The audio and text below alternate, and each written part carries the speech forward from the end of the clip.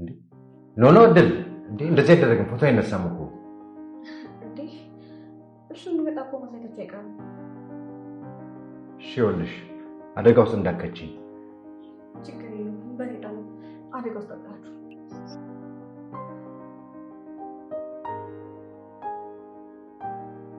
እሺ አባባ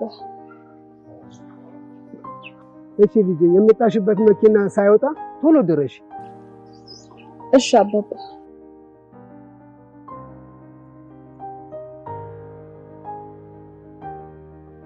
አባባ መቼም ዛሬ አይወሹኝም አይደል?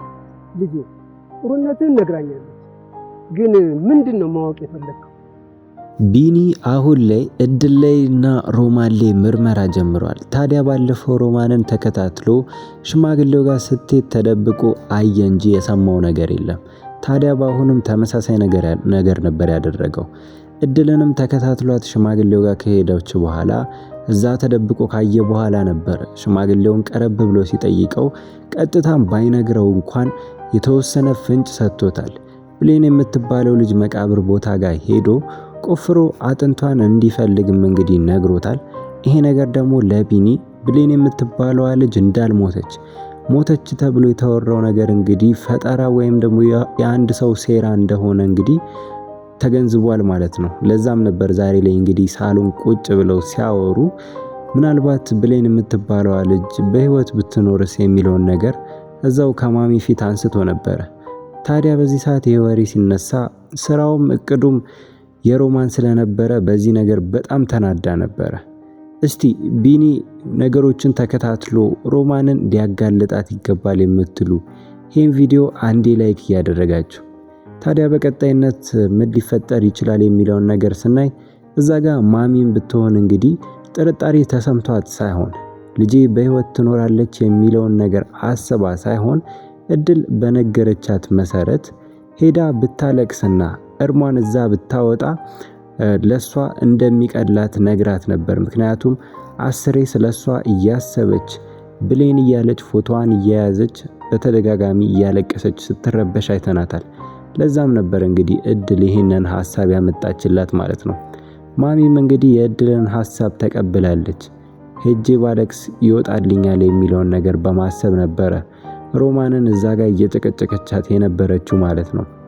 ሮማንም እንግዲህ ብትሆን እንግዲህ ብዙ ምክንያቶችን እየሰጠች ጊዜያቶችን ለመስደድ እየሞከረች ነበረ። የሆነ ነገር ትላለች ወይ ታምም ያለው ትንሽ ላገግም ብዙ ነገሮችን እያለች ነበረ። ታዲያ በመጨረሻም እንግዲህ ማሚ አንቺ የማትወስጂኝ ከሆነ ሰዎችን አጠያይቄ ራሴ እሄዳለሁ የሚለውን ነገር ስታነሳ ሮማንም በቃ ራሴ ወስድሻለሁ ብላ እንግዲህ በዚህ ተስማምተዋል ማለት ነው።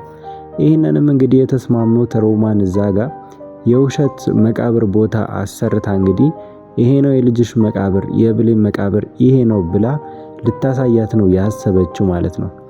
ግን ደግሞ አሁን ይሄ ነገር ለማሚ ምናልባት ሊያሳምናት ይችል ይሆናል።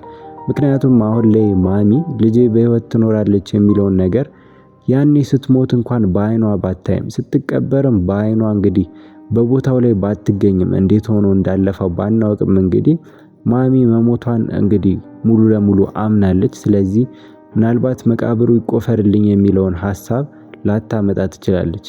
እዚህ ጋር ይሄንን ሐሳብ ሊያመጣ የሚችለው ቢኒ ብቻ ነው ማለት ነው።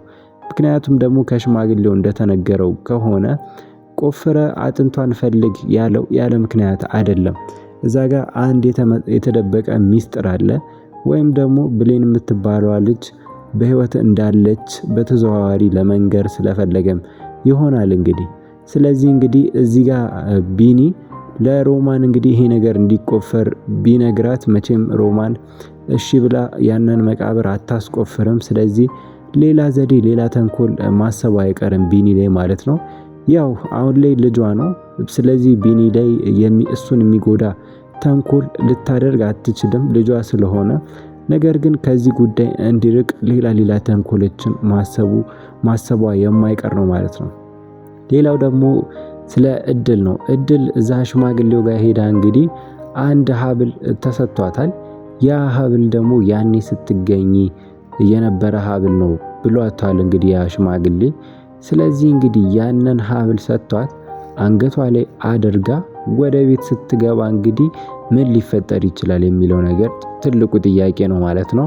ምክንያቱም እዛ ሽማግሌው ይህንን ሀብል ለእናትሽ ወይም ደግሞ አሁን ሌላ ያለችው አለቃሽ ብቻ አሳይ እንጂ ለሌላ ሰው እንዳታሳይ ወይም እንዳትሰጭ ብሏቸዋል ማለት ነው። ስለዚህ ያ ሀብልም እንግዲህ የተሰጣት ምናልባትም ከማሚ ሊሆን ይችላል ማለት ነው። ያኔ ስትገኝ የነበረ ሀብል ከሆነ በእርግጠኝነት ሊሆን የሚችለው እንግዲህ የማሚ ነው ማለት ነው። ስለዚህ እንግዲህ አሁን ላይ እድል ያንን ሀብል አድርጋ እነሱ ቤት በምትሄድበት ጊዜ ማሚ ያንን ሀብል በምታይበት ጊዜ ምን ሊፈጠር ይችላል የሚለውን ነገር ስናይ እንግዲህ ምናልባትም እንግዲህ ማሚ አሁን ላይ ሙሉ ለሙሉ ልጄ ሞታለች የሚለውን ነገር እያሰበች ስለነበረ ምናልባት ይሄንንም መመሳሰል ብላ ልታስበው ትችላለች። ከዚህ በፊት እንግዲህ እድል ላይ የምታያቸውን ባህሪያቶች ንዴቷ፣ ሰው ላይ ያላት እንግዲህ እልህኝነት ምናምን ከብሌን ጋር ተመሳሳይ እንደሆነ ስትናገር ነበር። ስለዚህ አሁንም እንግዲህ የምታየው አንገቷ ላይ ያለውን ሀብል ከብሌን ጋር ተመሳሳይ ነው፣ የኔም ልጅም እንደዚህ አይነት ሀብል ነበራት የሚለውን ነገር ልታነሳ ትችላለች ማለት ነው። ስለዚህ እንግዲህ ምናልባት ማሚ ላይ ይሄ ነገር ጥያቄ ላይፈጥርም ይችላል፣ ግን ደግሞ ልትጠራጠርም የምትችልበት ሁኔታዎችም ሊኖር ይችላሉ ከእህቷ ሮማን አንጻር ማለት ነው። ምክንያቱም ስለ ብሌን ሲነሳ ሮማን ሁልጊዜ እንደተረበሸች ነው፣ እንደተናደደች ነው። ምክንያቱም የሷ ሴራ የሷ ተንኮል ስለሆነ እንዳይጋለጥባት ስትል ፊቷ ላይ የሚታየው ሪያክሽን እንግዲህ በጣም እንግዲህ ለየት ያለ ነው።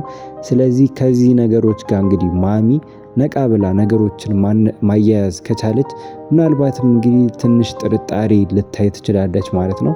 አሁን ላይ በእርግጥ ቢኒም ያየውን ነገር የሰማውን ነገር ለማሚ እንግዲህ ቀጥታ ባይነግራትም ራሱ ተመራምሮ እስኪደርስበት ጊዜ ቢፈጅበትም የሆነ ሰዓት ላይ ለሷ መናገሩ አይቀርም ማለት ነው።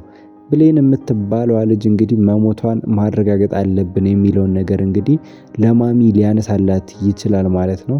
ማሚ እንግዲህ ምናልባት ሮማን መክራት ያንን ሀሳብ እንግዲህ እንዳትቀበል ልታደርጋትም ትችላለች፣ ግን ደግሞ ቢኒን ልትሰማውም ትችላለች። ምክንያቱም ቢኒ አስተዋይ ልጅ እንደሆነ ስለምትተማመንበት ምናልባትም የተናገረው ነገር እውነት ሊሆን ይችላል የሚለውን ነገር ቆም ብላ ልታስበው ትችላለች ማለት ነው።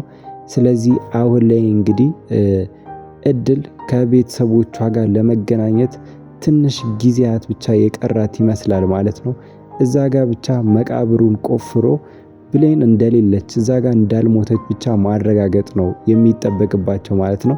ከዛ ወዲህ እንግዲህ ብሌን በህይወት እንዳለች ካረጋገጡ እድል መሆኗ ብሌን የምትባለዋ ልጅ እድል መሆኗን ማረጋገጥ ያን ያክል ከባድ አይሆንባቸውም ማለት ነው። ስለዚህ ዋናው በህይወት መኖሯን ማረጋገጥ መቻላቸው ነው ማለት ነው።